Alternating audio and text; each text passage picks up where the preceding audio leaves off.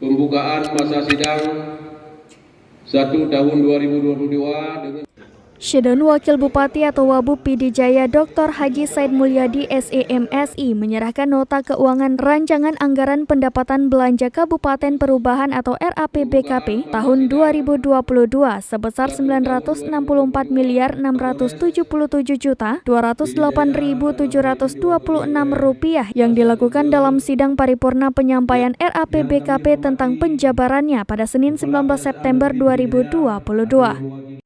Wakil Bupati Bijai kepada senambinews.com pada Senin 19 September 2022 usai sidang paripurna di gedung DPRK setempat mengatakan nota keuangan RAPBKP yang diserahkan tahun 2022 ini terjadi kenaikan dari usulan Rp964.745.542 menjadi Rp964.677.208.726. Hal ini terfokus yang benar-benar kebutuhan wajib yang mesti dilakukan.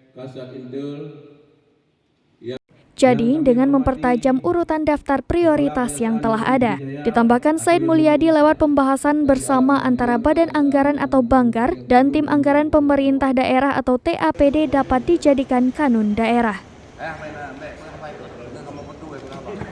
Dari Pidijaya, Idris Ismail, Serambi On TV.